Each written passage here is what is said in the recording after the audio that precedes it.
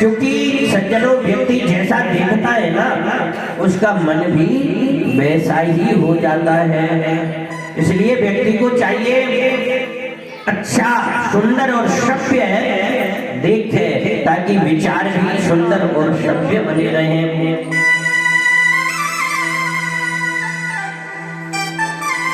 सूर्य और चंद्रमा ने सोचा हम ऐसे राक्षसी के दर्शन नहीं करेंगे, तो दोनों सूर्य और चंद्रमा लुप्त हो गए और भगवान के नेत्र स्वतः ही बंद हो गए।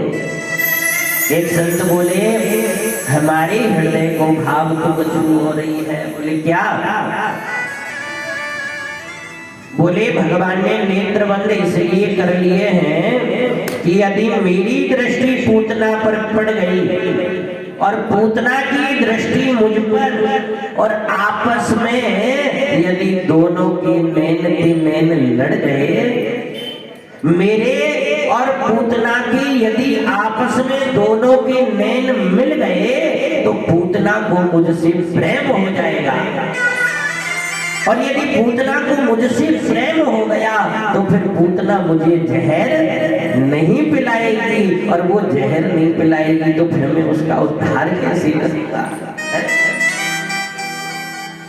इसलिए भगवान ने अपने नेत्रों को बंद कर लिया, क्योंकि नैन से नैन लड़ गए। मुझे पूतना से स्नेह हो सकता है और पूतना को मुझसे हो सकता है, इसलिए नेत्र बंद कर लिए।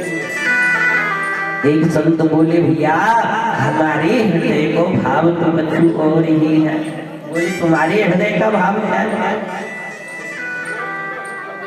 संत बोले, भगवान ने नेत्र बंद इसलिए किए हैं क्योंकि भैया भगवान नेत्र बंद करके और सोच रहे हैं। बोले क्या? बोले भगवान सोच रहे हैं कि जिस काम को मैया यशोदा करती है ना, पान कराने का, दूध पिलाने का काम, आज उसी काम को करने के लिए पूतना आई है। यदि मैं मैया यशोदा को मुक्ति प्रदान करता हूँ तो फिर पूतना को क्या दूंगा? एक संत बोले कि भैया भगवान नेत्र बंद करके भोले बाबा का ध्यान कर रहे हैं। हे बाबा, मैं तो इस ब्रजमंडल में आया माखन खाने के लिए, लेकिन यहाँ तो मुझे सबसे पहले जहर मिल रहा है, और जहर पीना तो मैं जानता ही नहीं हूँ। हे भोलेनाथ, आप पधारो और आए के जहर को भोग लगाओ। नेत्र बंद है प्रभु के। पूतना को पलने के पास में आसन दे दियो मैया ने,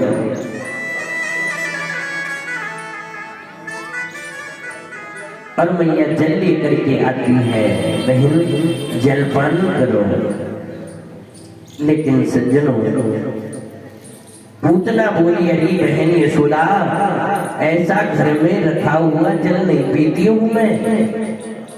अरे तुम शुद्ध ताजा जल लेकर के आओ, तभी मैं पी सकती हूँ। मैया बोली, बहन चिंता मत करो, अभी लेकर के आती हूँ। क्योंकि खुद की बहन को तो भाई ऐसा ही वो होता है। आज माताओं की स्वयं की बहन आती है या भाई आता है, फिर देखो मैया को काम, हाँ, बिना कहे कढ़ाई चालू, हलवा तो बनेगा नहीं बने, तो भैया आए है, बहन आई है। और यदि पति देव की बहन आ जाए, आते ही पूछेंगे, बहन जी अब जाओगी कब?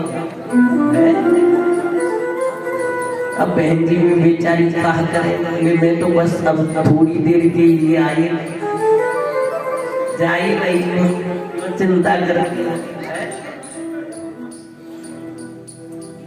मैया यशोदा जल लेने के लिए गई। इधर पूतना ने लाला को अपनी गोदी में उठा लिया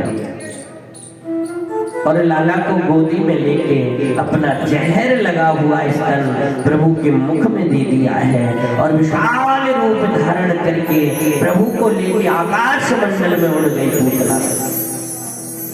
मेरे प्रभु पहले दूध पीते हैं, फिर जहर पीते हैं, फिर पूतना चिल्लाती प्राणन को भी पार कर भी लगी।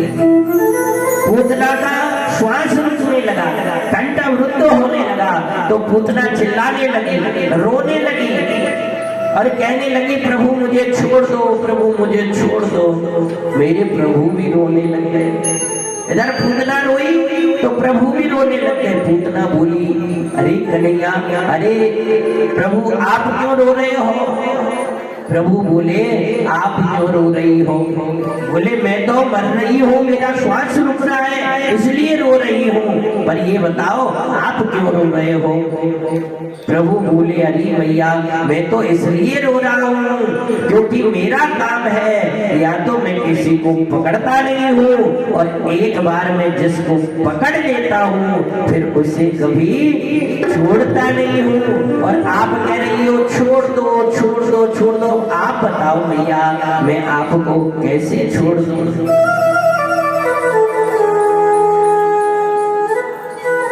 पूतना पुकारती है, चिल्लाती है, लेकिन सज्जनों मेरे प्रभु पूतना के प्राणों का हनन कर लेते हैं। पूतना का प्रभु ने उद्धार कर दिया है।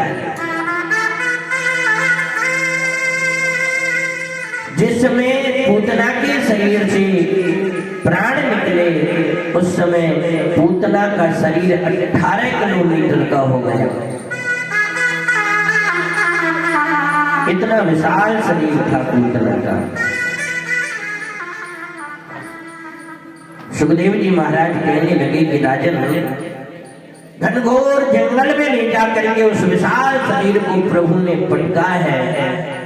मैया यशोदा दौड़ी दौड़ी आई, ढूंढने लगे लाला को, तो देखो एक विशाल शरीर के ऊपर बैठ के लाला क्रीड़ा कर रहे हो।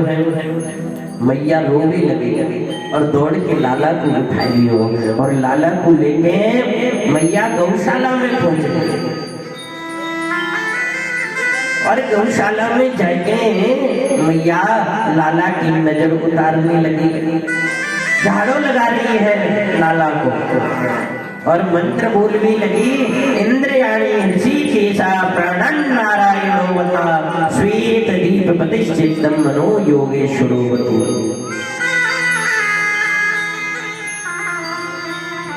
हे ऋषिकेश भगवान आप मेरे लाला की इंद्रियों की रक्षा करो। इंद्रयाणी ऋषिकेशा प्राणन नारायणोवता, हे नारायण भगवान आप मेरे लाला के प्राणन की रक्षा करो। हे श्वेत दीपपति आप मेरे लाला के चित्त की रक्षा करो। लेकिन जब अगला मंत्र मैया ने बोला क्रीडंतम पातु गोविंद शयनम पातु माधवा, हे गोविंद भगवान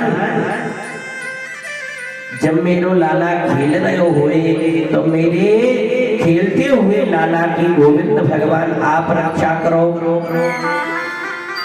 और सोते हुए लाला की माधव भगवान आप रक्षा करो। मैया ने लाला की नजर गुजर उतारी है और नजर गुजर उतार के और मैया घर लेके गई। इधर ब्रजवासी आए और ब्रजवासी ने उस विशाल शरीर का दाह संस्कार किया। सुखदेव जी बोले जब उस विशाल शरीर में अग्नि लगी तो उसमें से चंदन की खुशबू आने लगी।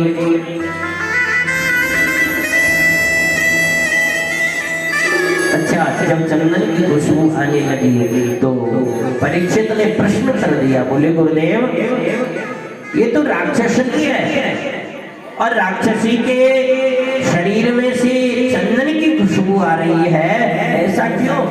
जो भगवान को मारने के लिए आई उसके शरीर में से खुशबू नहीं, उसमें से तो दुर्गंध आनी चाहिए। सुखदेव जी महाराज बोले कि राजन ये जो पूतना है ये कोई साधारण नहीं है, ये राजा बलि की पुत्री है। जब वामन भगवान राजा बलि के द्वार पर पहुंचे तो वामन भगवान पर मुग्ध हो गई तो कहने लगी ये लाला बड़ा अच्छा है, यदि ऐसा मेरा पुत्र होता तो मैं बहुत लाड़ लड़ाती और अपने स्तन से दूध पिलाती। भगवान ने मनी मन कह दिया, देवी चिंता न करो, तुम्हारे इस भाव को हम सत्य कर देंगे। परंतु जो वामन भगवान ने राजा बलि के साथ छल कर लिया, तो राजा बलि की पुत्री ने अपना भाव बदल दिया। बोले ये तो छलिया नारायण है, इसको दूध नहीं, इसको तो जहर पिलाऊंगी। मेरे प्रभु बोले चिंता मत करो, तुम्हारे इस भाव को भी हम सत्य कर देंगे। प्रभु ने पहले दूध पिया, फिर जहर पिया, और फिर पूतना को भव से पार कर दिया। बोले भागवत भगवान की जय। पूतना का उद्धार हुआ है। इधर सज्जनों, भोले बाबा को पता चल गया, और भोले बाबा सजने संवरने लगे हैं, तैयारी कर रहे हैं। अच्छा भगवान से मिलने जाओ ना, तो भैया सज सज के जानो चाहिए, बढ़िया तैयार है के जानो चाहिए, भगवान से मिलने जाओ। हाँ देखो हमारे छोटू भैया भैया तैयार है, काजर वाजर लगाए के है। एक बार प्रेम से कहो राधे राधे राधे राधे। और सही है भैया, ब्रजवासी को तो काम ही है सोए, जब तक माथे पे चकाचक चंदन न हुए, आंगन में मोटो मोटो काजर न हुए भैया, तब तक ब्रजवासी ना हुए। ब्रजवासी को तो काम माथे पे थापक हुआ चंदन और आंगन में मोटो मोटो, ये ब्रजवासी की पहचान है भैया। तो आज भोले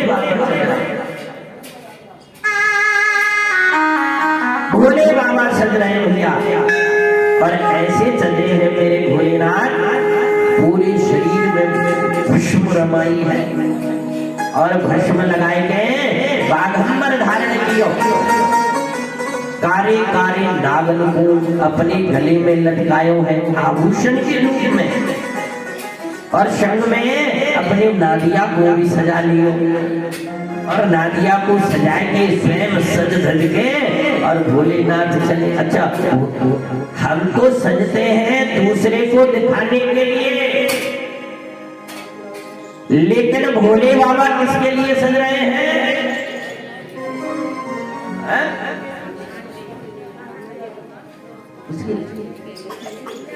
अपने लिए, कन्हैया के लिए है। और एक बात ध्यान से सुनना कि भैया जितना तुम बाहर से सजो, जितना बाहर से समरो भैया, जितनो बाहर चंदन लगाओ, काजल लगाओ, और भैया जाने काका भैया छोटू भैया जाने खाई के मोड़े अंदर। और आजकल तो भैया स्थिति ये हो गई है आदमी की 2-2 4-4